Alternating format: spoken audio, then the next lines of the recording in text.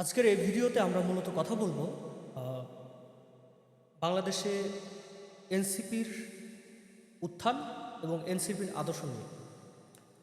এনসিপির উত্থান বাংলাদেশে প্রয়োজন ছিল কি না এবং এনসিপির আদর্শ মূলত কি এবং কোন আদর্শের উপর ভিত্তি করে এনসিপির যে গত ৮ থেকে ১০ মাসের যে রাজনীতি ছিল সেটা কোন আদর্শের উপর ভিত্তি করে হয়েছে। একই সাথে জামায়াতে ইসলামের সাথে এনসিপির যে সমঝোতামূলক জোট, সেই জোট তৈরি করার ফলে এনসিপির ভবিষ্যৎ কোনো রাজনীতি থাকলো কি না, এনসিপির সামনে রাজনীতি থাকবে কি না, এসব বিষয় নিয়ে আমরা মূলত এর পরের ভিডিওতে কথা বলবো। ওকে, তো প্রথমত আগে বিবেচনা করা যাক যে বাংলাদেশে আসলেই কোনো রাজনৈতিক দলের প্রয়োজন ছিল কি না। সেটা এনসিপি হোক অথবা অন্য কোনো রাজনৈতিক দল হোক, সেটার প্রয়োজন ছিল কি। সাধারণত কোনো একটা রাষ্ট্রে বা কোনো একটা দেশে দেখা যায় যে রাজনীতিটা হয় মূলত আদর্শ ভিত্তিক, অর্থাৎ কোনো একটা নির্দিষ্ট আদর্শের উপর ভিত্তি করে। আদর্শবাদিতার উপর ভিত্তি করে রাজনীতিকে সাধারণত দুইটা স্পেকট্রামে ভাগ করা যায়। একটাকে আমরা বলতে পারি যে সাধারণত ডানপন্থী রাজনীতি, আরেকটা পার্ট হচ্ছে বামপন্থী রাজনীতি। সাধারণত ইউরোপ, আমেরিকা বা অন্যান্য উন্নত যে দেশগুলো আছে সেগুলোর ক্ষেত্রে আমরা বামপন্থী রাজনীতিটাকে বলতে পারি প্রোগ্রেসিভ রাজনীতি, এবং ডানপন্থী যে রাজনীতি সেটাকে আমরা বলতে পারি কিছুটা কনজারভেটিভ, এবং যারা প্রোগ্রেসিভ তারাকে আমরা বলতে পারি কাইন্ড অফ লাইক প্রগতিশীল রাজনীতি করে। যেমন আমরা যদি আমেরিকার উদাহরণ দিই তাহলে আমেরিকায় দেখা যায় যে ট্রাম্পের যে দল রিপাবলিকান, এই রিপাবলিকান দলটা হচ্ছে ডানপন্থী দল, এবং এরা কিছুটা কনজারভেটিভ মতাদর্শ ধরে রাখে। মানে আগে যেভাবে মানুষ আমেরিকানরা চিন্তা করত, আমেরিকান ফিলোসফি, আমেরিকার মানুষ যেভাবে ভাবতে পছন্দ করে সেরকম তারা বাইরের মানুষকে আসতে দেয় না, দিতে চায় না, এরকম। আর বামপন্থী রাজনীতির কথা যদি বলি তাহলে বাইডেনের যে দল তারা হচ্ছে বামপন্থী রাজনীতি করে। যেমন এরা মোর প্রগতিশীল, দেখা যায় যে এলজিবিটিকিউ, তারপরে বাইরের মানুষজনকে এদেশে আসতে দিতে চায়, এই ধরনের রাজনীতি তারা করে। মজার বিষয় হচ্ছে আমাদের বাংলাদেশের রাজনীতিটা এরকম না, কারণ আমাদের দেশে ইসলাম ধর্মের একটা খুব গুরুত্বপূর্ণ প্রভাব সামাজিক এবং ব্যক্তি জীবনে আছে। তো আমাদের বাংলাদেশের রাজনীতিটা ডানপন্থী এবং বামপন্থী যখন আমরা বলবো তখন মূলত এটা ধর্মের উপর ভিত্তি করে। বাংলাদেশের ডানপন্থী যারা রাজনীতি করে তারা মূলত কিছুটা হইলেও ইসলাম ধর্মকেন্দ্রিক, অর্থাৎ ধর্মকেন্দ্রিক, বা অন্তত হইলেও ইসলাম ধর্মের প্রতি সফট তাদের একটা ভিউ আছে, তারা হচ্ছে ডানপন্থী। আর বামপন্থী যারা, তারা সাধারণত সেকুলার এবং কাইন্ড অফ জাগতিক বিষয় নিয়ে চিন্তা করে, ইসলামকে তাদের ব্যক্তি এবং রাষ্ট্র জীবনে তারা জায়গা দিতে চায় না। এটা হচ্ছে মূল কথা। বিএনপিকে যদি আমরা দেখি তাহলে আমরা দেখব যে বিএনপি হচ্ছে একেবারে ঠিক মাঝামাঝি জায়গায় বসে আছে, অর্থাৎ বিএনপি হচ্ছে একেবারে মধ্যমপন্থী একটা দল। বিএনপির প্রতিষ্ঠাতা জিয়াউর রহমান আসলে বাংলাদেশে যে ইসলামিক সেন্টিমেন্ট মানুষের আছে সেই জিনিসটা বুঝতে পারছিলেন। তো এজন্য উনি বেশিরভাগ ক্ষেত্রে বাংলাদেশে ইসলামপন্থী যারা, তারাকে বিএনপির ছত্রছায়ায় বা বিএনপির মধ্যে জায়গা দিয়েছেন। খালেদা জিয়া সেই আদর্শের উপর ভিত্তি করেই ইসলামপন্থী যারা ছিল বা সফট যারা ইসলামিক, তারাকে নিয়ে রাজনীতি করছেন সারা জীবন। তো আমরা সেই জায়গা থেকে বলতে পারি যে বিএনপি কিছুটা ডান দিকে হেলানো একটা দল।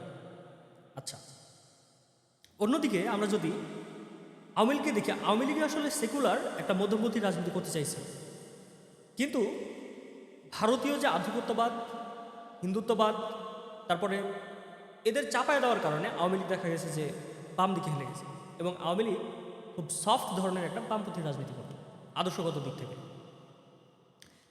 বাম দিকে যদি আমরা আরেকটু বেশি বামপন্থী দলের কথা চিন্তা করি তাহলে সেক্ষেত্রে মাহমুদুর রহমান মান্নার যে দল, তারপরে জুনায়েদ সাকির যে দল বামপন্থী দল, এই দলগুলোর কথা বলতে পারি। এর থেকে আরেকটু এক্সট্রিম মানে আরও শক্ত বেশি বামপন্থী দলের কথা আমরা বলতে পারি বাসদ, জাসদ, তারপরে Bangladesh workers party, communist party, এই ধরনের যে দলগুলো আছে, যদিও এদের সংখ্যা খুবই নগণ্য। আর বর্তমানে এই সবগুলোকে ছাপায়া কিছু সেকুলার তৈরি হয়েছে যারা শাহবাগী। এরা মূলত হচ্ছে ইসলাম বিদ্বেষী, এরা হচ্ছে এক্সট্রিম বামপন্থী। আচ্ছা, আমরা যদি এবার ডান দিকে আসি, তাহলে ডান দিকে আমরা স্পেকট্রামের প্রথম দিকেই পাবো মানে সফট ডানপন্থী হচ্ছে জামাতে ইসলামী। মানে জামাতে ইসলামী আমার ইসলাম ধর্ম নিয়ে রাজনীতি করে, ইসলামিক ব্যাপার স্যাপার বলে এবং ইসলামকে তারা রাষ্ট্রীয় পর্যায়ে কায়েম করতে চায়। এরপরে যদি আমরা আরেকটু ডানপন্থী রাজনৈতিক দলের কথা বলি, তাহলে সেক্ষেত্রে আছে ইসলামী আন্দোলন বাংলাদেশ, খেলাফতে ইসলাম বাংলাদেশ, তারপরে বাংলাদেশ খেলাফতে মজলিস বা এই ধরনের, তারপরে জমিয়তে আহলে হাদিসের যে দলগুলো আছে এই দলগুলো। এর থেকেও বাংলাদেশে আরও কিছু ইসলামপন্থী দল আছে যারা চায় বাংলাদেশের জিহাদের মাধ্যমে ইসলাম কায়েম করতে এবং রাষ্ট্রীয় ক্ষমতা দখল করতে। এই দলগুলোকে বাংলাদেশের পেপার পত্রিকা দেখা যায় জঙ্গি বা এই ধরনের বাজে ট্যাগ দিয়ে থাকে। সো এখন ব্যাপার হচ্ছে যে বাংলাদেশের ডানপন্থী রাজনীতি মানেই হচ্ছে ইসলাম ধর্মকেন্দ্রিক রাজনীতি, আর বামপন্থী রাজনীতি মানেই হচ্ছে সেকুলার বা ইসলামিক চিন্তার বাইরে প্রোগ্রেসিভ যে রাজনীতি, দুনিয়াবী রাজনীতি, সেই রাজনীতি। সমস্যা হইল স্বাধীনতা যুদ্ধের পরে বিভিন্ন দল ক্ষমতায় থাকছে। আমরা দেখছি আওয়ামী লীগ ক্ষমতায় থাকছে, তারপরে বিএনপি ক্ষমতায় থাকছে, যদিও ডানপন্থী কোনো দল এখনো ক্ষমতায় থাকেনি। সো এই যে দলগুলো ক্ষমতায় থাকছে তারা বাংলাদেশের সামাজিক যে সমস্যাগুলো ছিল এই সমস্যাগুলো নিরসন করতে পারেনি। যেমন আমরা যদি বলি দুর্নীতি, ঘুষ, স্বজনপ্রীতি, তারপরে মেধার যে একটা চর্চা, তারপরে কাল্ট ফিগার না বানায় বাংলাদেশের রাজনীতিতে সকলের সমান অংশগ্রহণ, এই জিনিসগুলো ঠিক করতে পারেনি। এই জিনিসগুলোকে আমরা বলতে পারি সামাজিক চুক্তি। সো বাংলাদেশের রাজনৈতিক যে দলগুলো আছে তারা কখনো সামাজিক চুক্তিগুলা ঠিকঠাক বাস্তবায়ন করতে পারেনি। এবং হয়তো আমাদের ফাউন্ডার ফাদার যারা ছিলেন, মানে আমাদের বাংলাদেশ তৈরি করার পর যারা মূলত নেতৃত্ব স্থানীয় ছিলেন, শেখ মুজিবুর রহমান ছিলেন, এদিকে আমাদের জিয়াউর রহমান ছিলেন, মানে কেউই বাংলাদেশের যে প্রতিষ্ঠানগুলা যে পরিমাণ শক্ত মেরুদণ্ড নিয়ে দাঁড়ানো দরকার ছিল সেটা দাঁড়াতে পারেনি। এই জন্য সামাজিক চুক্তির যে বাস্তবায়নগুলো সেই বাস্তবায়নগুলো হয়। এখন একটা সমাজের সামাজিক চুক্তি কি থাকে? একটা সমাজের সামাজিক চুক্তি থাকে, তুমি আমার বাসায় চুরি করবে না, আমি তোমার বাসায় চুরি করবো না, তুমি আমার ক্ষতি করবে না, আমি তোমার ক্ষতি করবো না। আমরা যদি সবাই মিলে একটা কমিউনিটি তৈরি করি তাহলে সেই কমিউনিটিতে সব থেকে যে যোগ্য সে নেতৃত্ব দিবে। এইগুলো হচ্ছে সামাজিক চুক্তি।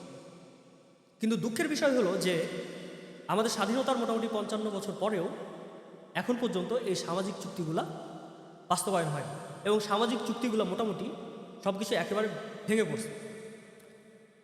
তাহলে আমরা যদি আদর্শগত যে স্পেকট্রাম অর্থাৎ রাজনীতির আদর্শগত যে জায়গা, সেই জায়গায় যদি আমরা চিন্তা করি, একদম শাহবাগী থেকে বাংলাদেশে একদম ইসলামিস্টদের যে দল, এই জায়গায় নতুন কোনো দলের আদৌ কোনো প্রয়োজন নেই, নতুন কোনো দলের প্রয়োজন নেই। কারণ ওখানে এই স্পেকট্রামে একদম মধ্যপন্থী, অত্যাধিক ডান, বাম, মধ্যমপন্থী বাম, মধ্যমপন্থী ডান সবাই আছে।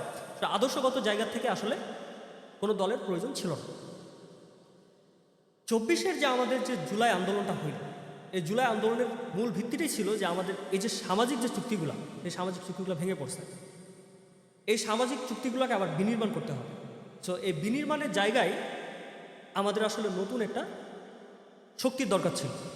যে নতুন শক্তি করবে কি, বাংলাদেশের এই প্রতিষ্ঠানগুলোকে সংস্কার করবে, বাংলাদেশের যে ভেঙে পড়া যে কাঠামো, সেই কাঠামোগুলোকে আবার নতুন করে বিনির্মাণ করবে এবং সামাজিক যে চুক্তিগুলো আছে সেই সামাজিক চুক্তিগুলোকে আবার নতুন করে লিখবে, যে সামাজিক চুক্তিগুলো আমাদের ভেঙে পড়ছে। সো আমি বলবো যে আদর্শগত জায়গা থেকে এনসিপির মতো বা বাংলাদেশে কোনো রাজনৈতিক দলের প্রয়োজন ছিল না, কিন্তু সামাজিক চুক্তি বিনির্মাণের জন্য বা সামাজিক চুক্তিগুলোকে পুনরায় অবকাঠামো দেওয়ার জন্য একটা নতুন রাজনৈতিক শক্তি দরকার ছিল এবং সেটা হচ্ছে এনসিপি। এজন্যই আমরা বিগত 8 বা 10 মাসের রাজনীতিতে আমরা এনসিপির আদর্শগত কোনো জায়গা দেখিনি। কারণ আদর্শগত জায়গা এনসিপি যে রাজনীতি করতে যাক আদর্শগত কারো না কারোর সাথে তার মিলতেই হবে। যদি দেখা যায় একটু হালকা ইসলামিক মন মানসিকতার রাজনীতি করে তাহলে সে দেখা যাবে যে জামাতের সাথে মিলে যাবে। যদি মধ্যপন্থার রাজনীতি করতে যায় তাহলে দেখা যাবে যে বিএনপির সাথে মিলে যাচ্ছে। যদি হালকা বাম রাজনীতি করতে চায় তাহলে সে আওয়ামী লীগের সাথে মিলে যাচ্ছে।